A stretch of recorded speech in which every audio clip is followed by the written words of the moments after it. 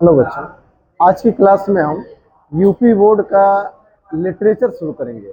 तो लिटरेचर में सबसे पहले हम पोएट्री शुरू करेंगे। तो आज का हमारा चैप्टर होगा डस्ट ऑफ स्नो। आज का चैप्टर होगा डस्ट ऑफ स्नो।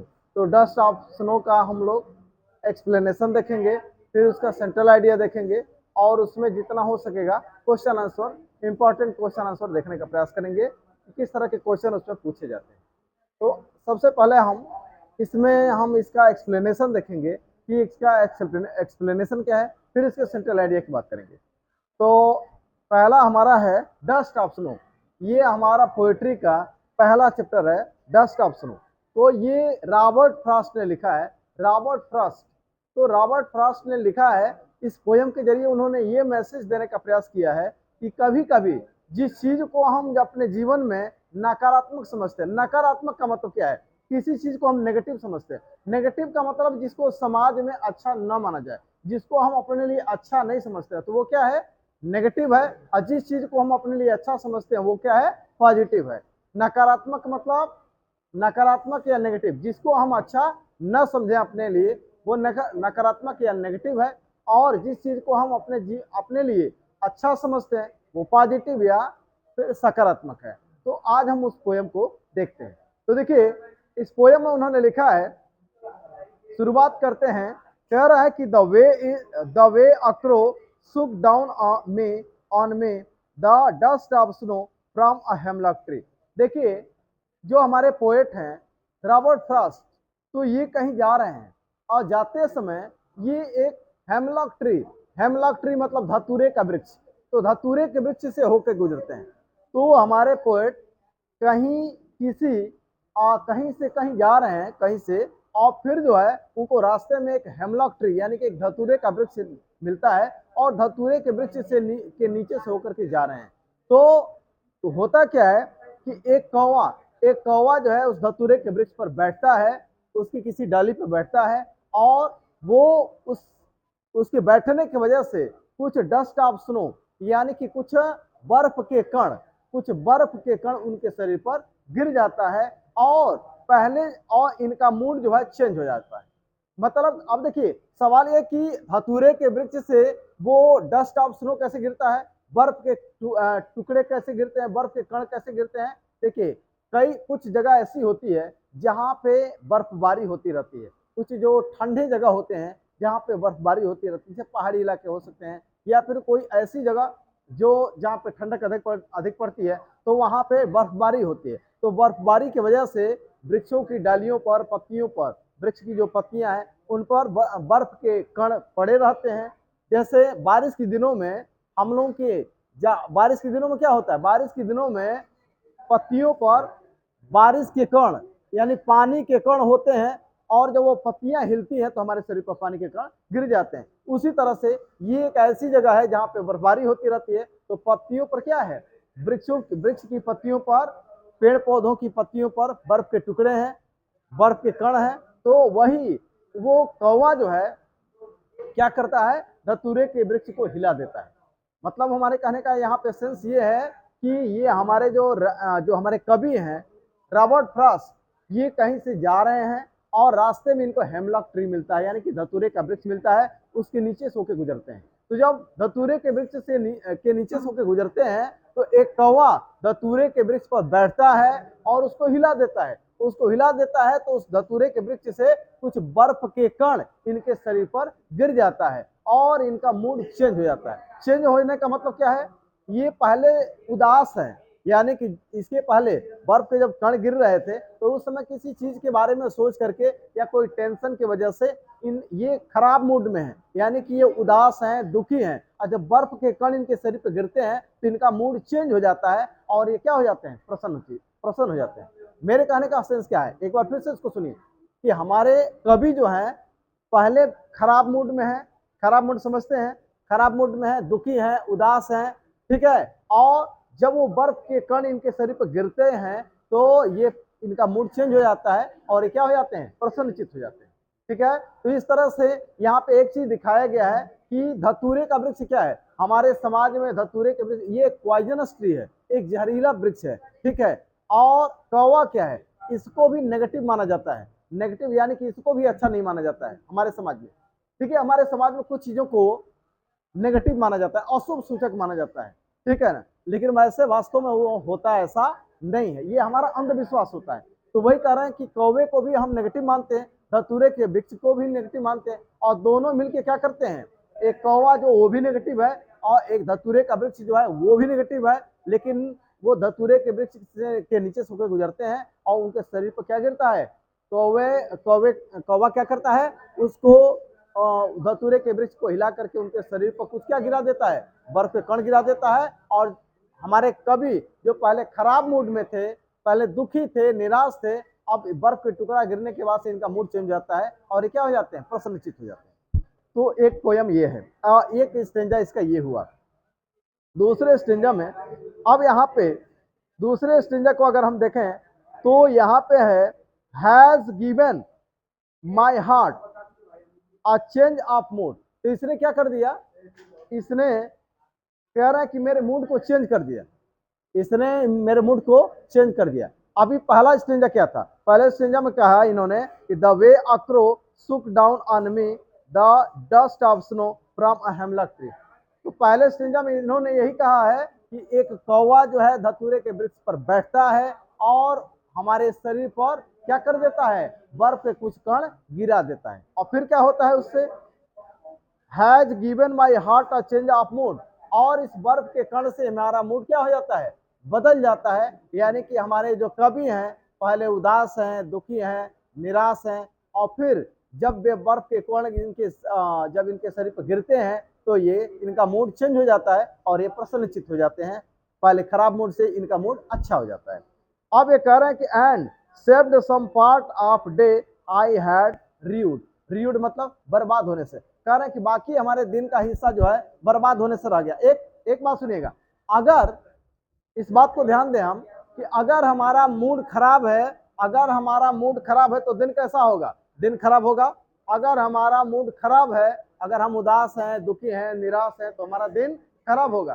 तो कह रहे हैं कि कुछ हिस्सा, दिन का कुछ हिस्सा तो इनका खराब भी था, भाई खराब मूड में थे, लेकिन जब बर्फ का कण गिरा तो ये प्रसन्नचित हो गया, इनका मूड चेंज हो गया, तो बाकी दिन इनका खराब होने से बच गया।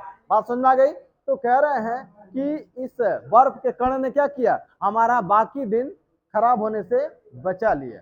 ठीक है, तो वैसे भी जब भी हम खराब मूड में होते हैं तो हमारा दिन अच्छा नहीं होता है, ठीक है ना, चीजें अच्छी नहीं होती हैं। इसलिए यही कह रहे हैं, इनके कहने का सेंस ये है कि इस बर्फ के कण गिरने की वजह से हमारा मूड चेंज हुआ, हम प्रसन्न हो गए, पहले दुखी मुद्रा में थे, और इसके वजह से, बर्फ के कण की वजह से हमारा बाकी दिन का बाकी हिस्सा खराब होने से बच गया। ठीक है, अब इस पर हम आगे कुछ और भी चीजें देखेंगे, पहले हम इसका सेंट्रल आइडिया देखते हैं। ठीक है, उसके बाद से इस पर कुछ क्वेश्चन आंसर भी देखेंगे कि किस तरह का क्वेश्चन आंसर बन सकता है। अब यहाँ पे अगर हम सेंट्रल आइडिया की बात करें, 10 ऑप्शनों, किसी भी पोयम का सेंट्रल आइडिया लिखने से पहले पहली लाइन हम क्या लिखेंगे, पहली लाइन में हम लिखेंगे पोयम का नाम और पोएट का नाम। किसी भी सेंट्रल आइडिया में पहला लाइन हमको लिखना है पोयम का नाम और पोएट का नाम। तो देखिए, पहले तो आप यहाँ लिखेंगे डस्ट ऑफ स्नो, ये हमारे पोयम का नाम है। सेंट्रल आइडिया, ये 3 नंबर का क्वेश्चन आता है, 3 नंबर का। ठीक है, तो ये क्वेश्चन अब हमारे सिलेबस में 10 पोयम है, अगर हम 5-6 याद कर लेते हैं तो एक क्वेश्चन हमको जरूर मिल जाएगा एग्जाम में। तो देखिए, द पोयम, पोयम का नाम यहाँ लिखेंगे डस्ट ऑफ स्नो। कोई भी पोयम हो, पहली लाइन यही होगी, नाम किसका बदल जाएगा, पोयम का और पोएट का। तो लिखा हमने द पोयम, कामा के अंदर लिखा, इन्वर्टेड कामा के अंदर dust of snow, inverted comma के अंदर हमने क्या लिखा, डस्ट ऑफ स्नो। तो यहाँ पे हमने लिखा dust of snow, the poem dust of snow has been composed by Robert Frost. पहली लाइन तो यही होगी। अगर मान लीजिए कि हम फायर एंड आइस का लिखते हैं तो यहाँ पे लिखेंगे फायर एंड आइस, और यहाँ भी वही लिखेंगे, क्योंकि फायर एंड आइस के भी पोएट वही है।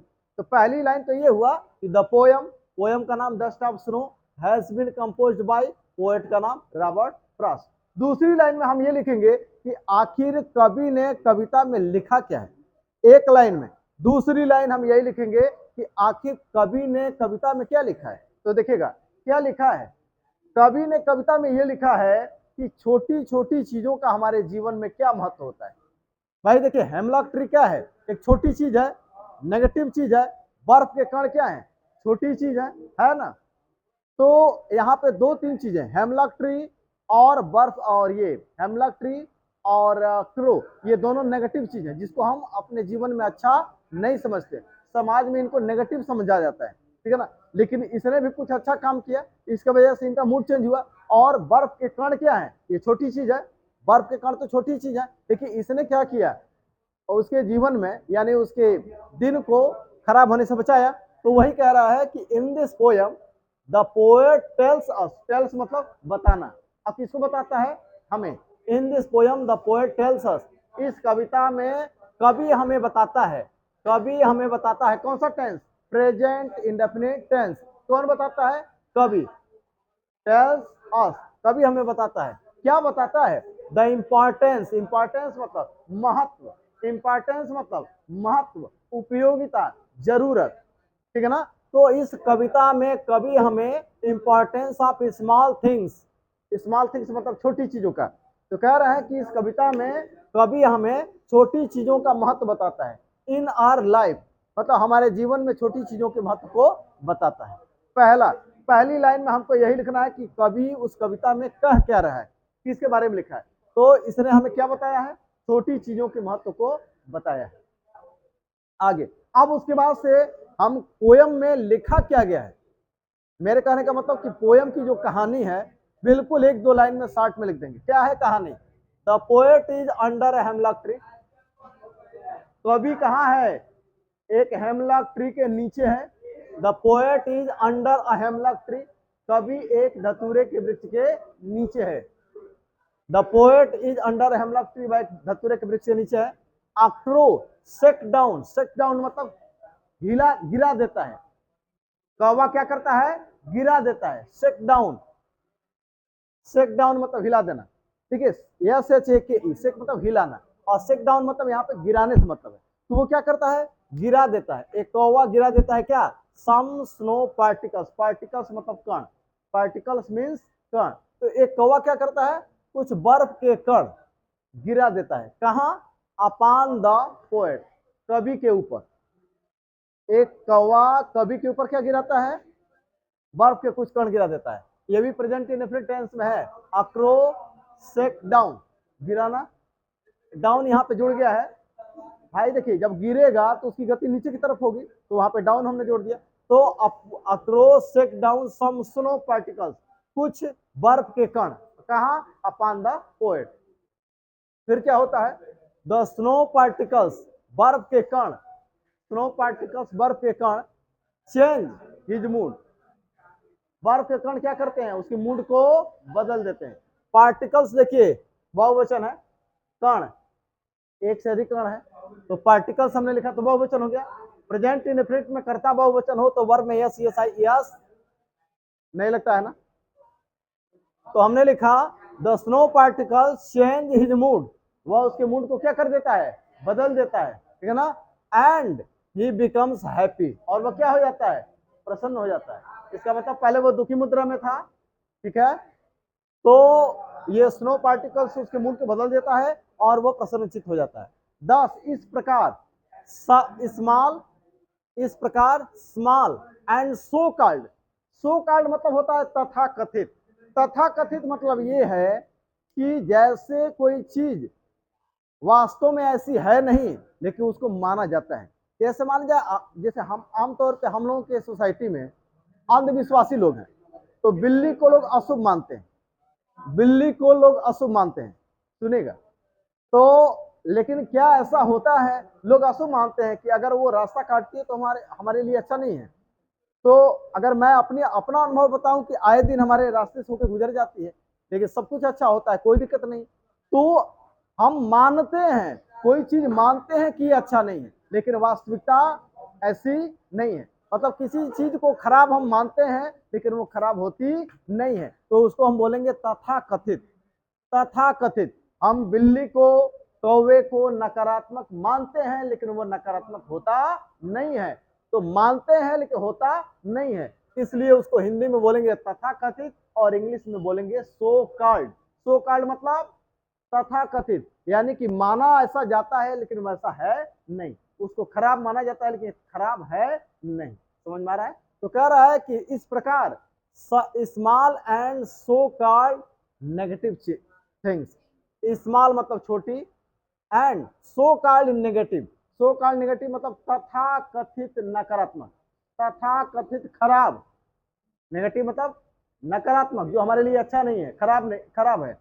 और सो कॉल्ड मतलब तथा कथित, माना जाता है लेकिन खराब वो है नहीं, ठीक है ना। तो देखिए चीजों को, देखिए आप शब्द कोई भी आए पहले उसकी मीनिंग को समझिए, उसका हिंदी मीनिंग भी समझिए, तब जो है उसका इंग्लिश मीनिंग आप ठीक से समझ पाएंगे, तभी उस चीज को आप याद भी कर पाएंगे। तो कह रहा है कि इस प्रकार small and so called negative things, छोटी और तथा कथित खराब चीजें, कैन आल्सो ब्रिंग, ब्रिंग मतलब लाना, ला सकती हैं, कैन आल्सो ब्रिंग ला सकती हैं, आल्सो मतलब भी, ला सकती हैं, क्या ला सकती हैं? हैप्पीनेस, खुशी, कहां ला सकती हैं? In our life. तो कह रहा है इस प्रकार छोटी और तथा कथित खराब चीजें भी हमारे जीवन में, छोटी और तथा कथित नकारात्मक चीजें भी हमारे जीवन में खुशी ला सकती हैं। समझ आ गया? तो देखिए लास्ट में हम क्या लिखते हैं, ये जो हमारा है ये कविता का मैसेज है। मैसेज मतलब कवि हमको संदेश क्या दे रहा है? संदेश यही दे रहा है कि जिस चीज को आप नकारात्मक समझते हैं, अशुभ समझते हैं, वो अशुभ नहीं है, ये आपका केवल अंधविश्वास है। समझ में आ गया? भाई देखिए कोई कविता, अगर कोई कविता कवि लिखता है तो उसका कोई ना कोई मैसेज होता है, कोई ना कोई वो कुछ ना कुछ हमको शिक्षा देना चाहता है, कुछ सिखाना चाहता है। तो इस कविता का मैसेज यही है अंत में कि दस इस प्रकार, दस इस प्रकार small and so called negative thing can also bring happiness in our life, कि छोटी और तथा कथित नकारात्मक वस्तुएं भी हमारे जीवन में प्रसन्नता ला सकती हैं। ठीक है, अब आगे बढ़ते हैं, इसमें क्या क्या आता है और किस तरह का क्वेश्चन।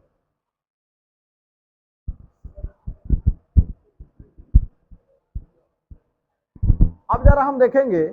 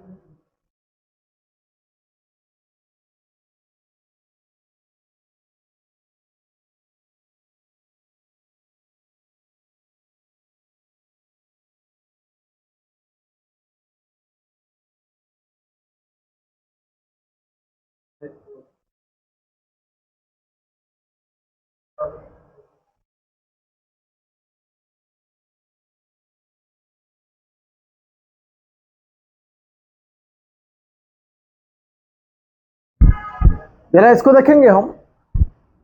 एक क्वेश्चन आता है rhyming word, rhyming word, rhyming word, rhyming words क्या है जरा देखिएगा। इसको हम क्या पढ़ेंगे? क्रो, ये है क्रो और ये है स्नो। इन दोनों की आवाज अगर हम बोलें तो लास्ट में एक जैसी निकल रही है, क्रो और स्नो, क्रो और स्नो। हम बोलते हैं क्रो और स्नो को तो उच्चारण क्रो में भी ओ की मात्रा लास्ट में, ओ की आवाज निकल रही है क्रो, और स्नो में भी लास्ट में ओ की आवाज निकल रही है ना। तो इसको बोलेंगे राइमिंग वर्ड, हिंदी में इसको तुकबंदी बोलते हैं, तुकबंदी वाले शब्द। समझ में आ रहा है? कह रहा है कि क्रो और स्नो, क्रो स्नो, तो जब हम क्रो को बोलते हैं, स्नो को बोलते हैं, तो अंत में ओ की आवाज निकलती है। ठीक है, तो इसको हम बोलेंगे राइमिंग वर्ड। क्या बोलेंगे? Rhyming word. तो यहाँ पे राइमिंग वर्ड कौन कौन से हैं? क्रो और सुनो। जब देगा आपको राइट, अब देखिए ये स्टेंजा आपको दे देगा पेपर में और कहेगा कि right the rhyming words in this stanza, in this stanza, देखिएगा गद्य में यानी कि प्रोज में हम पैराग्राफ बोलते हैं, पैराग्राफ या पैसेज बोलते हैं, और पोयम में उसी को हम स्टेंजा बोलते हैं। तो ये स्टेंजा मान लीजिए आपके पोयम में दिया है और कहा कि right the rhyming words in this stanza, तो यहाँ पे राइमिंग वर्ड क्या है, क्रो और स्नो, ये समझ में आ रहा है। और अब देखिए मी और ट्री को बोलेंगे तो मी में लास्ट में ई की आवाज निकलेगी और ट्री में भी लास्ट में ई की आवाज निकलेगी। मी ट्री लग रहा है ना, तो मी में भी ई की आवाज निकली, ट्री में भी ई की आवाज निकली, लास्ट में अंतिम में। तो मी और ट्री एक दूसरे से राइम कर रहे हैं, ये भी एक दूसरे से तुकबंदी कर रहे हैं, तो यहाँ पे लिखेंगे मी ए और ट्री। तो आप ऐसे लिख देंगे, राइमिंग वर्ड लिखेंगे और नीचे लिखेंगे क्रो के सामने डैश देकर के स्नो और मी के सामने डैश देकर के लिख देंगे ट्री। ये राइमिंग वर्ड हो गया है। और देखिएगा अब जरा देखिए, एक होता है rhyme scheme. Rhyme scheme, rhyme scheme क्या है जरा देखिएगा, अंतिम शब्द को ही देखेंगे। अंतिम शब्द ये क्रो, इसकी और इसकी आवाज एक जैसे निकल रही है, इसको हम नाम देंगे ए, पहले लाइन के अंतिम शब्द को नाम देंगे ए, ठीक है। अब इसके इससे राइम कौन कर रहा है, सुनो, तो इसको भी यही नाम दे देंगे, समझ में आया। अब इसको नाम ए दिए हैं तो इसको भी कुछ नाम देंगे, तो अब आपके हिसाब से किसको देना चाहिए, बी, तो यहाँ पे हमने दिया बी। अब मी से कौन राइम कर रहा है, ये, तो जो नाम इसको दिया वही नाम इसको भी दे देंगे। अब इसका राइम स्कीम हो जाएगा ए बी ए बी, लगातार इसको पढ़ देंगे यही चीज, A B A B A B A B, ये इसका क्या हो गया, राइम स्कीम। राइम स्कीम समझ में आया, राइमिंग वर्ड राइम स्कीम समझ में आया, हो जाएगा। तो ये क्वेश्चन पूछे जाते हैं, एक एक नंबर में एक क्वेश्चन पूछा जा सकता है, ठीक है। तो राइम स्कीम पूछ देगा, राइमिंग वर्ड पूछ देगा, राइम स्कीम पूछ देगा, हो जाएगा ये। अब जरा देखिए, अब देखिए अगला क्वेश्चन क्या हो सकता है इसमें। अगला क्वेश्चन आपसे पूछा जाएगा, who is the poet, who is the poet. अब देखिए क्वेश्चन को हम शॉर्ट में लिख रहे हैं, who is the poet, who is the poet of the poem from which the above stanza has been taken, ऐसे दे देगा, हु इज द पोएट या who is the composer, who is the composer, who is the composer, who is the poet, who is the composer। या ये भी पूछ देगा who has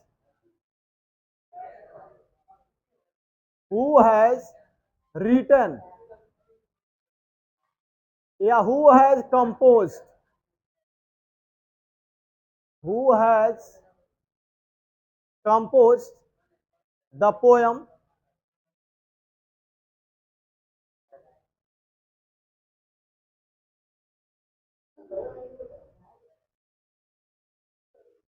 क्या लिखा, who has written the poem, किसने कविता लिखा है। अरे भाई कविता का कवि ही तो लिखा है, तो who is the poet, who is the composer, कवि ही कंपोजर है, कवि ही कंपोजर है। Who is the poet, who is the composer, कविता का लेखक कौन है, कवि कौन है।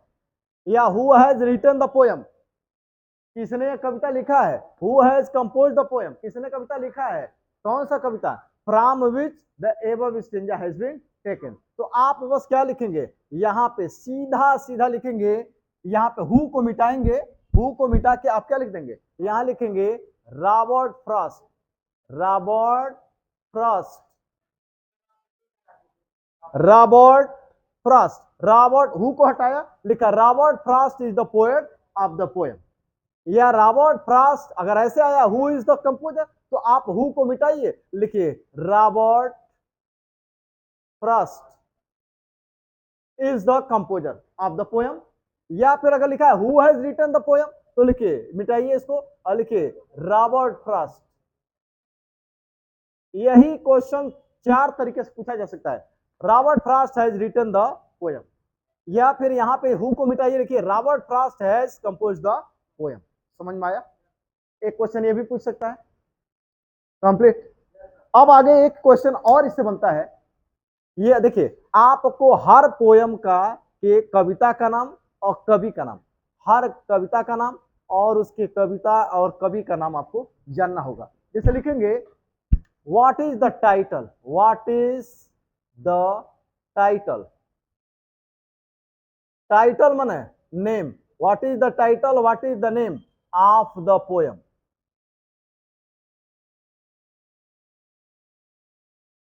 What is the title? What is the poem? What is the title of the poem from which the above stanza has been taken? Yeah, what is the name of the poem from which the above stanza has been taken? ठीक है, तो किस कविता से लिखा गया है? हाँ, लिखेंगे कि डस्ट ऑफ स्नो, सीधा सीधा लिखिए आंसर में, आंसर में कि डस्ट ऑफ स्नो। ठीक है, जब कविता का नाम आप लिखेंगे तो आप उसको लिखेंगे कैपिटल में,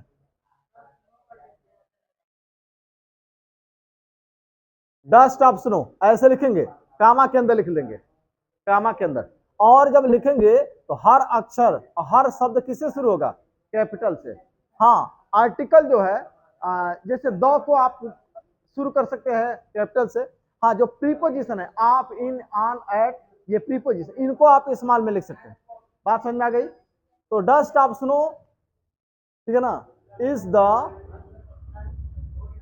name of the poem, name of the poem is the name of the poem या is the title of the poem। समझ में आया? दो क्वेश्चन आपको इस तरह से हो सकता है, राइमिंग वर्ड राइम स्कीम पूछ सकता है। और देखिएगा कुछ इसमें क्वेश्चन पूछा गया है, कुछ क्वेश्चन इसमें पूछा गया है, जरा देखिएगा, 2 मिनट में आपको बताते हैं।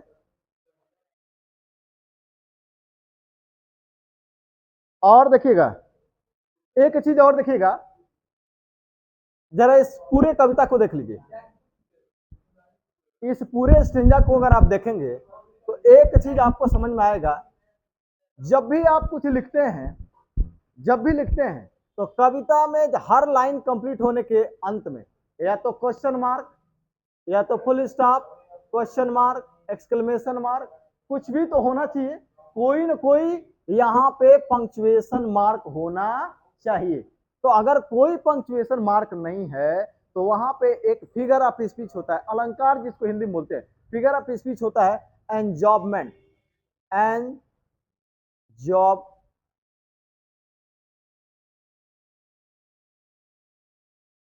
यहां पे एक फिगर ऑफ स्पीच होता है एंजॉबमेंट।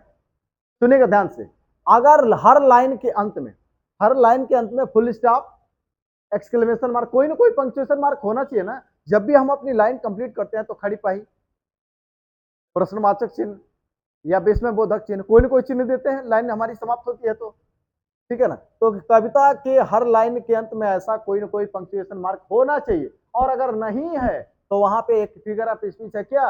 एंजॉबमेंट। क्या है? एंजॉबमेंट। कभी कभी ये पूछ देता है कि what is the figure of speech in this, in the particular stanza. समझ में आ गया? और आपको विकल्प दिया एंजॉबमेंट, सिमिली, मेटाफर, पर्सनिफिकेशन, तो आप टिक कर देंगे किसको? एंजॉबमेंट को। समझ में आया? अच्छा, अब जरा देखिएगा कि क्या, अब जरा एक एक आप देखेंगे इस पोयम में, इस पोयम में लिखा है से, देखिएगा एक लाइन है, दूसरे स्टेंजा का एक लाइन है, and saved, and saved some part, part. बस देखिएगा एक ही लाइन में दो शब्द ऐसे हैं जो एक ही कॉन्सोनेंट से शुरू हैं, लगातार दो या दो से अधिक शब्द ऐसे हैं जो एक ही कॉन्सोनेंट से शुरू। कॉन्सोनेंट समझते हैं? अरे भाई, ए ई आई ओ यू, ये क्या है? वॉवेल। ये क्या है? वॉवेल। अब बाकी जितने अक्षर हम क्या हैं? कॉन्सोनेंट। तो अगर एक ही लाइन में दो या दो से अधिक शब्द, दो या दो से अधिक शब्द अगर एक ही कॉन्सोनेंट से शुरू, एक ही कॉन्सोनेंट से शुरू हो, तो वहां पे एक फिगर ऑफ स्पीच होता है, जानते हैं क्या? उसको बोलते हैं एलिट्रेशन, हिंदी में बोलते हैं अनुप्रास अलंकार, हिंदी में बोलते हैं अनुप्रास अलंकार, और इंग्लिश में बोलते हैं एलिट्रेशन। तो इसमें देखा कि what is the figure of speech in this stanza या इन दिस लाइन या इन दिस लाइन या इन दिस स्टेंजा। तो आप लिखेंगे, अब 4 दिया, एलिट्रेशन, मेटाफर, सिमिली, पर्सोनिफिकेशन, ऐसे दिया आप लगा देंगे एलिट्रेशन को, एलिट्रेशन, एलिट्रेशन। तो यहाँ पे कौन सा फिगर ऑफ स्पीच है, इन सब चीजों को हम बार बार रिपीट करेंगे, आपको याद हो जाएगा, आपको अलग से याद करने की जरूरत नहीं है। तो यहाँ पे क्या है, एलिट्रेशन। समझ में आया, आया समझ में? चलिए, और एक चीज और देखिएगा,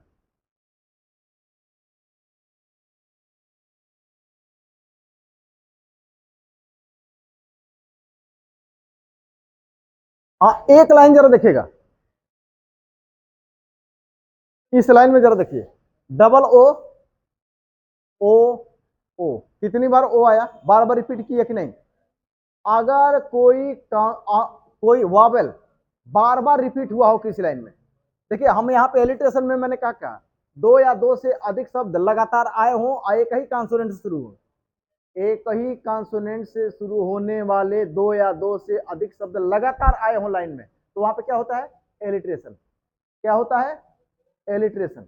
लेकिन अगर किसी लाइन में यहाँ पे पहला अक्षर होना चाहिए, पहला अक्षर वही कॉन्सोनेंट होना चाहिए, दोनों का पहला क्या है, यस, है ना, कॉन्सोनेंट है और लगातार आए, तो यहाँ पे क्या होगा, एलिट्रेशन। क्या होगा, एलिट्रेशन। अब जरा यहाँ देखिएगा, ओ आया है, देखिए ओ शुरू में भी हो सकता है, बीच में भी हो सकता है, अंत में भी हो सकता है, अंत में भी हो सकता है, बीच में भी और शुरू में भी। तो अगर ये देखिए बार बार ओ रिपीट कर रहा है, तो अगर कोई वावेल बार बार रिपीट किया तो वहां पे एक अलंकार होगा, यहाँ पे कौन सा फिगर ऑफ स्पीच होगा, असोनेंस, असोनेंस। क्या होगा, असोनेंस। तो यहाँ पे कौन सा फिगर ऑफ स्पीच है, असोनेंस। अगर कोई वावेल किसी लाइन में बार बार रिपीट किया तो उसको क्या बोलेंगे, असोनेंस।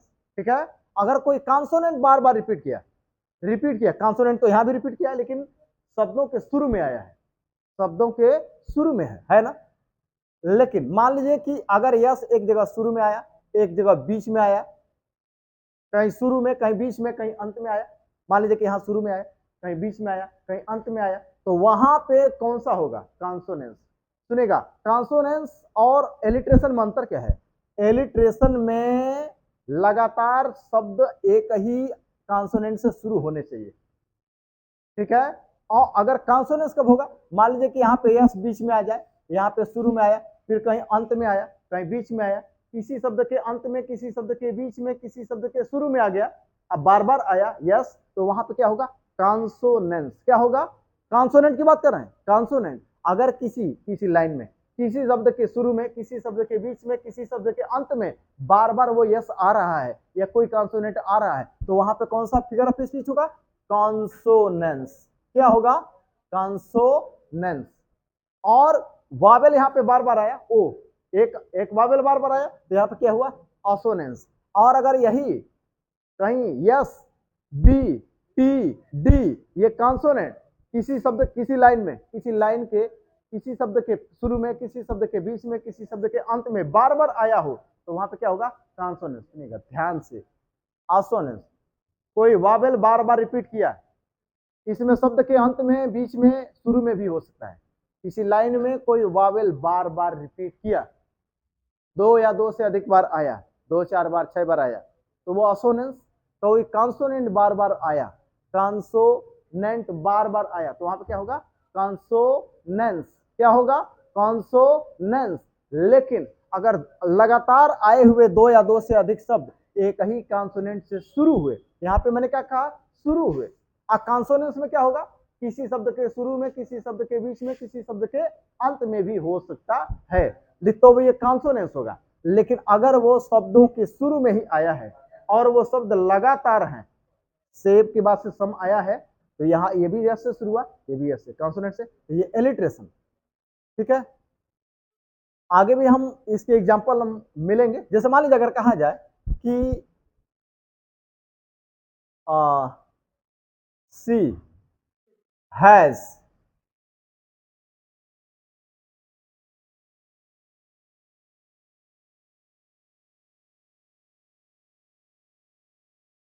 ऑनेस्ट। अब जरा देखिएगा, ये शुरू में आया, बीच, ये अंत में आया, ये बीच में आया, है ना।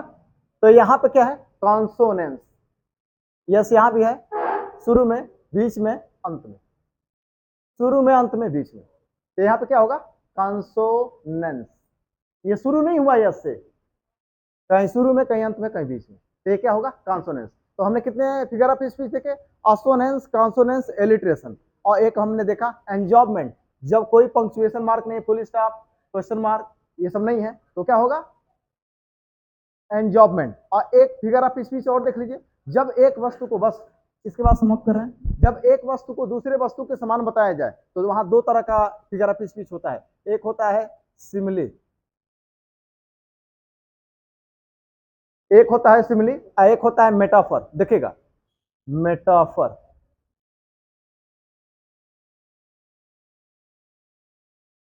जब एक वस्तु को दूसरे वस्तु के समान बताया जाए, सुनेगा, life is like a struggle, life is like a struggle, जीवन संघर्ष के जैसा है, लाइफ इज अ स्ट्रगल। जब एक वस्तु को दूसरे वस्तु के समान बताया जाए, तो वहां पे दो तरह का फिगर ऑफ स्पीच होता है, सिमिली और मेटाफर। हिंदी में होता है उपमा और रूपक, उपमा और रूपक। तो अब सुनेगा, जब एक वस्तु को दूसरे वस्तु के समान बताया जाए, तो या तो सिमिली या तो मेटाफर। तो अब आप बताइए, अगर उसमें एज और लाइक का प्रयोग किया गया है, एज और लाइक, एज और लाइक शब्द आए हों, तो वह सिमिली है, और ये शब्द नहीं आए हों, तो ये क्या है? Metaphor. Life is like, life is like, like आ गया, लाइक अ स्ट्रगल, तो यहां पे क्या होगा? सिमिली। ठीक है। और लाइफ इज अ स्ट्रगल, जीवन एक संघर्ष है, यहाँ पे भी जीवन को संघर्ष के जैसा बताया गया, लेकिन एज और लाइक का प्रयोग नहीं किया गया। तो अगर एज और लाइक का प्रयोग किया गया तो सिमिली है, और एज और लाइक का प्रयोग नहीं किया गया तो मेटाफर है। फिलहाल आज के लिए इतना ही।